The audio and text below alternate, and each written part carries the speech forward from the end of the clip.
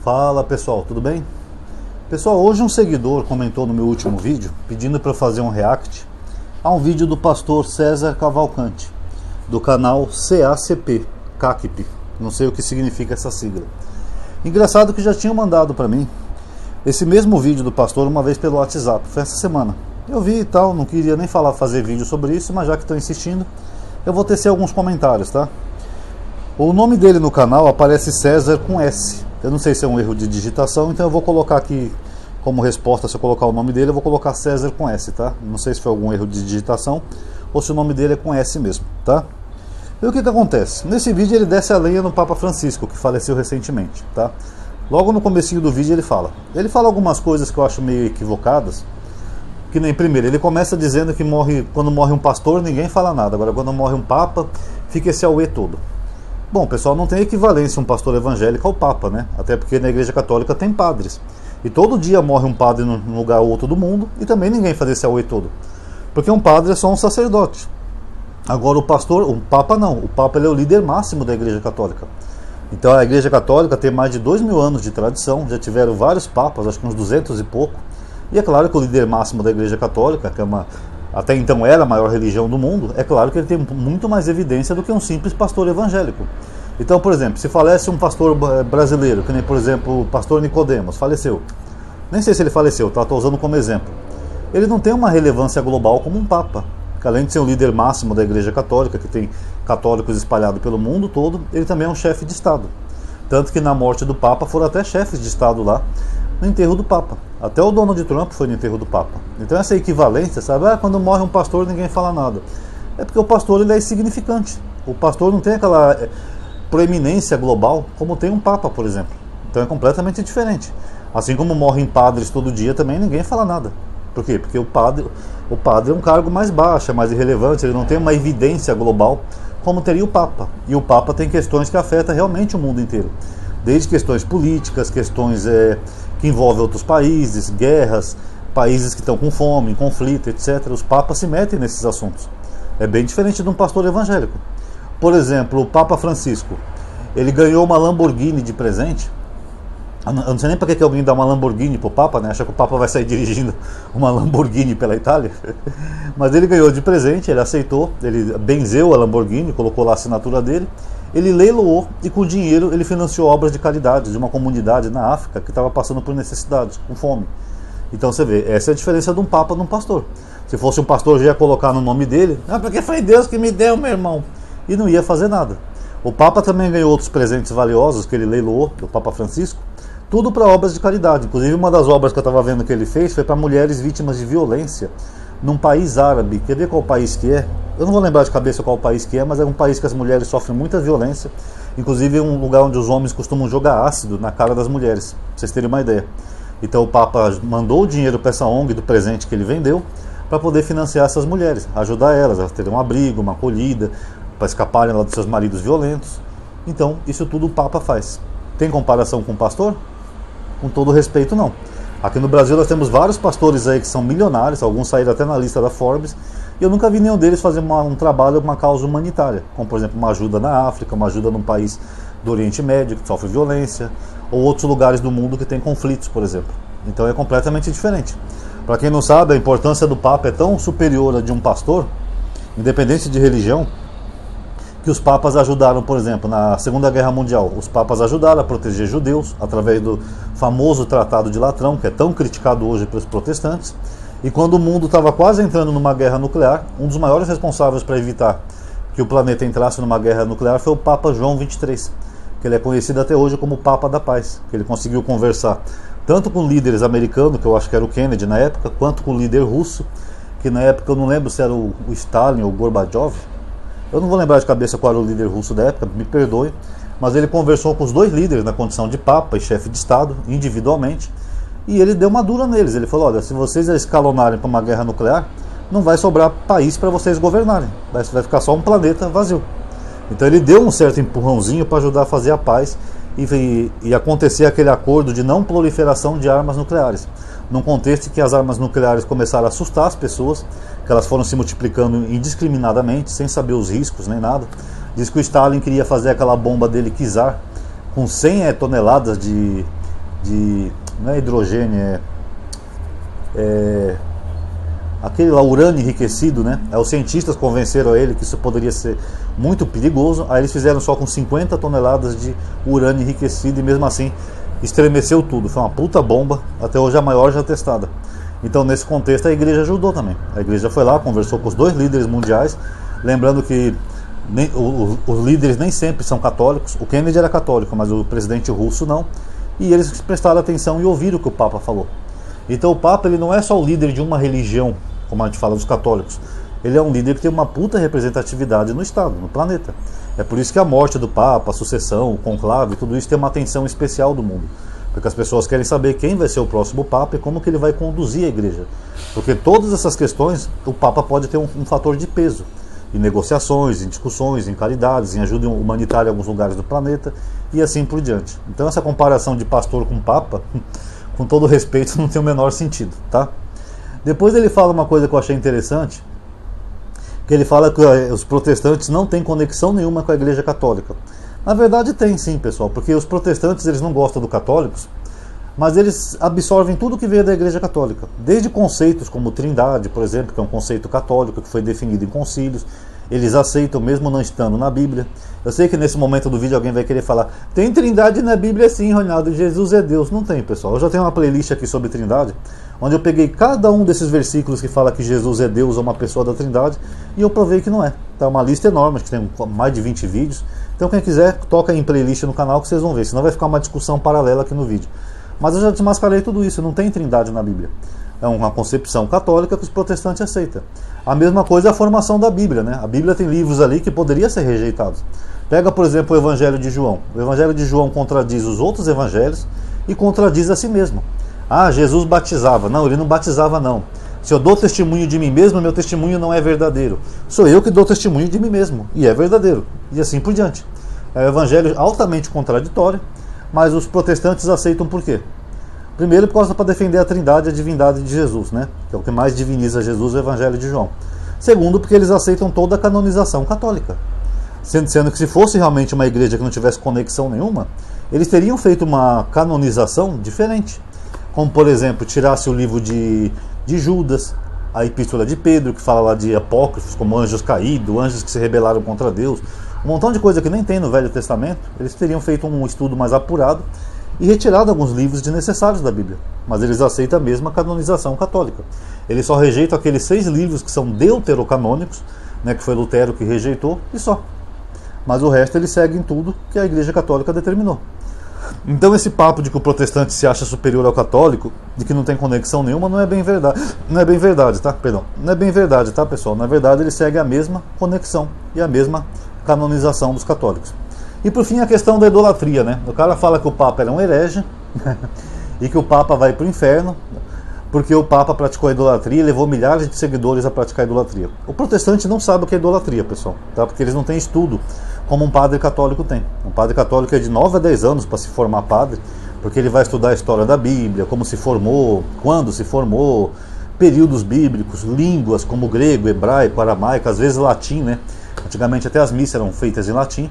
E o protestante não chega a esse pé, nem aos pés desse grau de estudo de um padre católico. Então eles nem sabem o que é idolatria. Eles pegam a Bíblia em português, eles vê lá Êxodo 20 e acham que idolatria é só fazer imagem de escultura. Aí saem pregando e saem nas igrejas.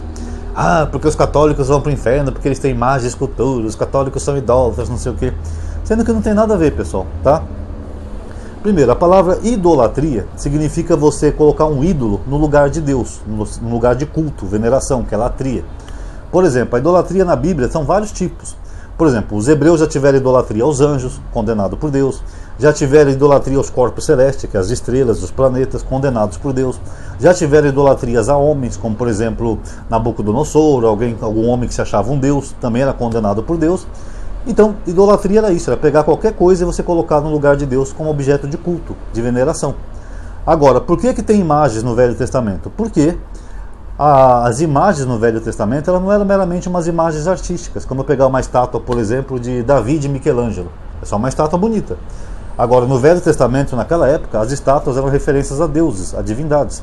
E mesmo assim, o que os protestantes não sabem ou não estudam é que elas não eram proibidas no Israel. Elas duraram um bom tempo, que nem eu já falei aqui em vários vídeos para vocês. terafins, tinha os montes. O Mica, lá que está em Juízes 19, ele pega o dinheiro da mãe dele, ele faz uma estátua fundida, outra esculpida, e os terafins, que eram pequenos deuses, que inclusive garantiam propriedade na época.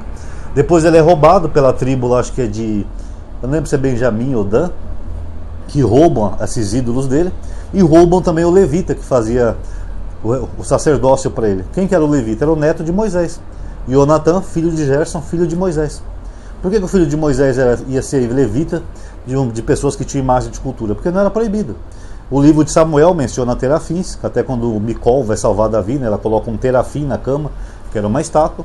E o profeta Oséias, ele fala que Israel ia ficar muitos dias sem terafim, equivalendo os terafins a outros objetos de culto da época, como por exemplo Urim e Tumim,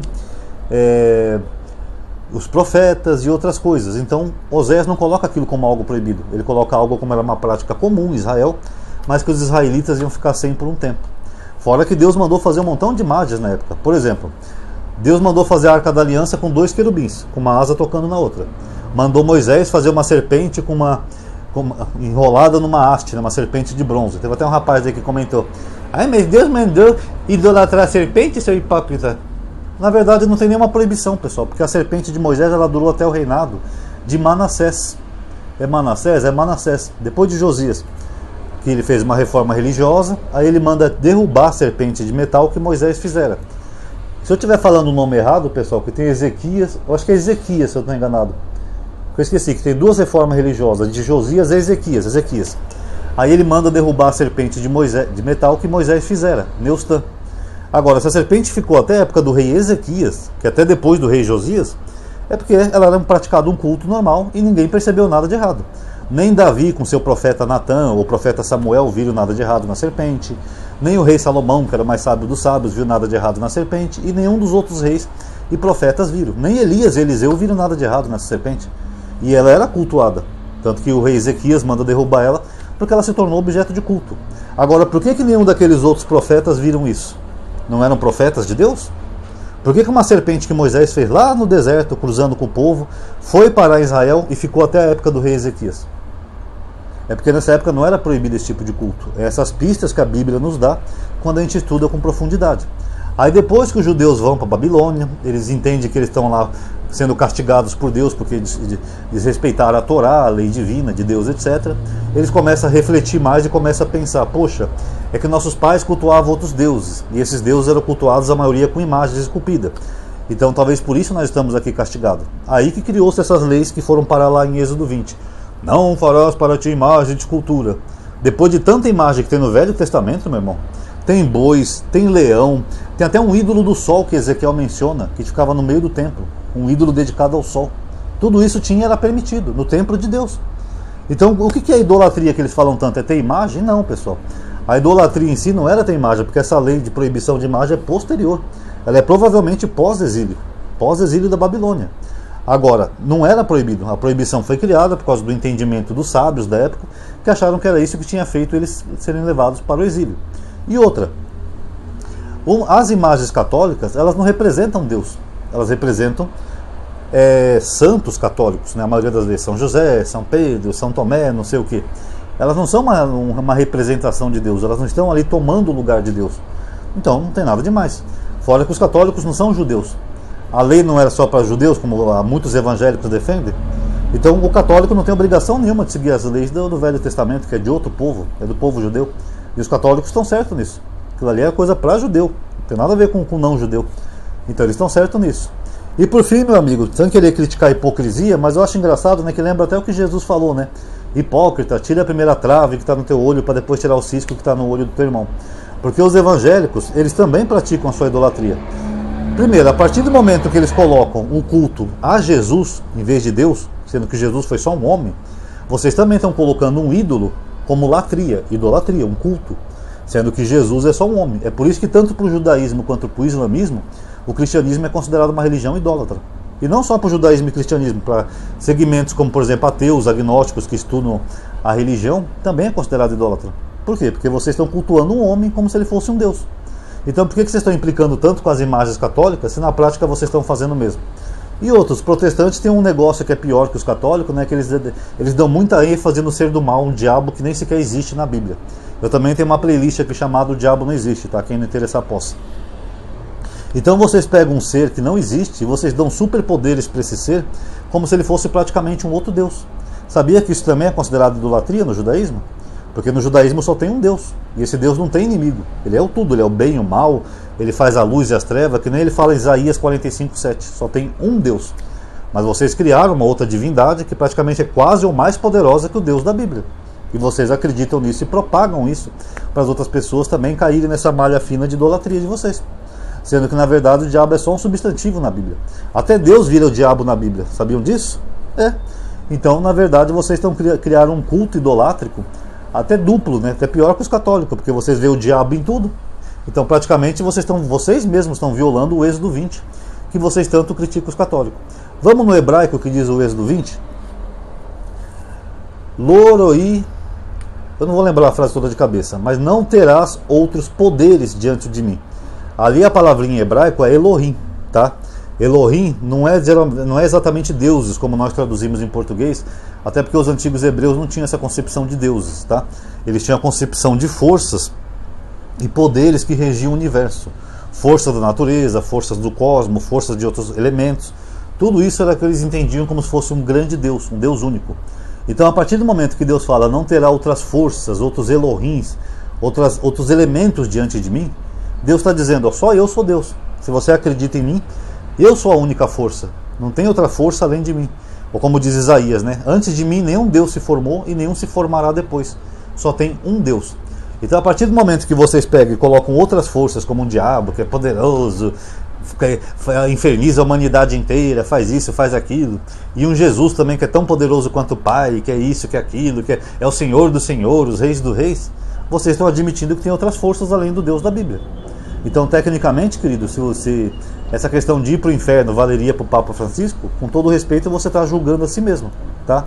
É que nem aquele caso de Davi, que eu já falei aqui para vocês, que quando Davi peca, não é Deus que julga Davi, é o próprio Davi. Ele manda o profeta Natan fazer uma historinha falsa lá para ele, de um cara que tinha um cordeirinho e tal, não sei o que, e o próprio Davi dá a sentença. Só que Davi estava julgando ele mesmo sem saber. Talvez por isso, eu já expliquei aqui no meu canal, que Jesus tenha falado, né? Não julgueis para não ser julgados. Porque às vezes você pode estar julgando você mesmo sem saber. Então, segundo a Bíblia, só quem tem poder para julgar alguém é Deus. Por que Deus ia colocar, por exemplo, o Papa Francisco no inferno se ele foi um bom homem? Por causa de imagens? Querido, Ciro, rei da Pérsia, tinha um montão de imagens, cultuava seus deuses, e ali eram imagens mesmo de deuses, tá? Não eram imagens artísticas. E Deus falou, Ciro é o meu pastor a quem eu tomo pela mão. Ciro, meu pastor, meu ungido, meu Machia. E aí, por que Deus não condenou Ciro? Tá vendo como o critério do protestante não é o mesmo critério de Deus? Porque Deus falou para Moisés, eu vou ter misericórdia de quem eu quiser ter misericórdia, ou seja, dane-se, eu sou Deus. Então a troco de que Deus ia colocar o Papa Francisco no inferno, se no Velho Testamento nós temos vários exemplos de pessoas idólatras que Deus colocou no céu. Tem o próprio Nabucodonosor, que foi levantado pelo próprio Deus. Tem aquele centurião romano que Jesus curou o servo dele. O cara era centurião romano. Ele cultuava os deuses romanos, até porque era obrigatório para um romano. O culto romano da época. Mesmo assim, Jesus não falou que o centurião ia para o inferno.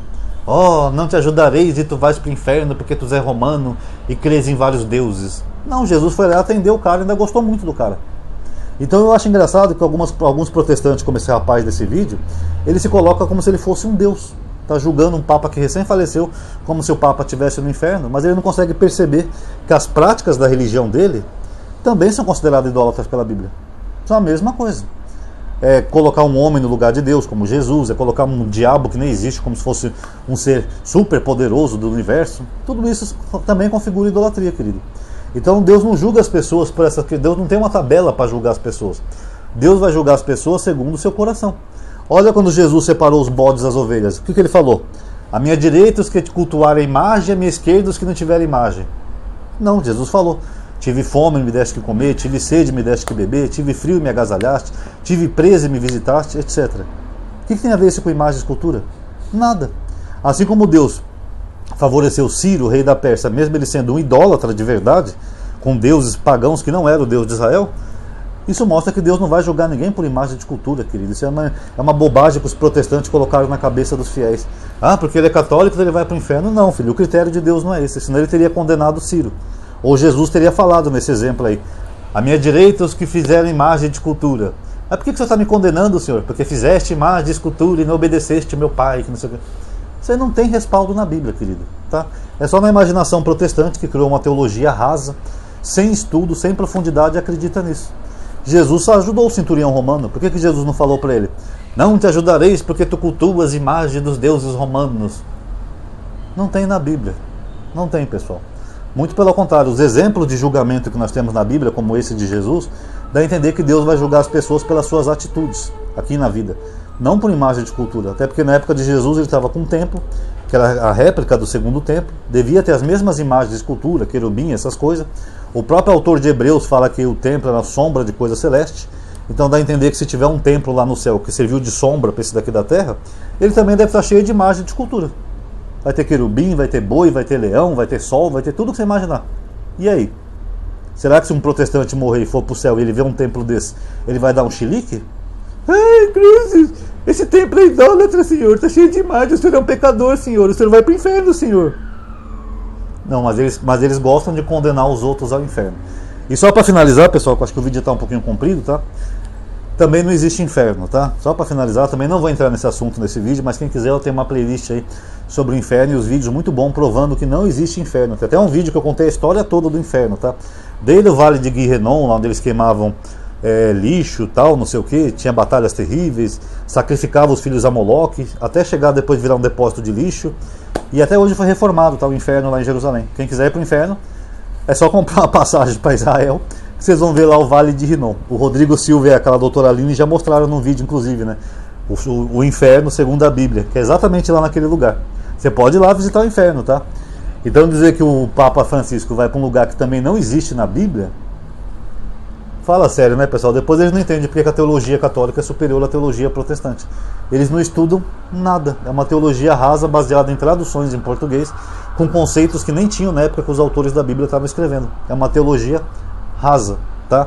Então eu recomendo ao rapaz do vídeo lá, o tal de César com S, né? César Cavalcante, estuda um pouquinho mais com profundidade, querido, as escrituras, tá? Porque esse seu julgamento, você pode estar se julgando que nem o rei Davi, mesmo sem saber, tá bom? Tenha um pouquinho mais de respeito pela escritura e estude com um pouquinho mais de profundidade. Meu canal aborda todos esses temas aqui. Eu tenho playlists aqui de tudo que você imaginar. E aqui são anos e anos abordando esses temas, tá? Estuda um pouquinho mais, assim você evita ser esse tipo de pessoa que está condenando o seu semelhante a um lugar que nem existe por um pecado que também não existe, tá? Só existe na cabecinha de protestante, tá bom? Fica a dica aí. Pessoal, quem gostou do vídeo já sabe, dá um like aí por gentileza. Se inscreve no canal e ativa o sininho, compartilhe nos grupos de vocês para as pessoas verem e comente também a opinião de vocês, tá bom? Lembrando que eu tenho vídeo sobre cada teminha que eu falei aqui no canal: Trindade, Inferno, Diabo. Tem playlist aqui, é só teclar no nome do canal aqui embaixo, ó, Analisando as Escrituras, aqui embaixo do vídeo, ó, Analisando as Escrituras. Aí vocês vão aparecer, vocês vão para a página que é a página do canal, aí vocês teclam em playlist, você procura as playlists aí que vocês vão ver, tá bom? Muito obrigado a todos aí que assistiram, até a próxima.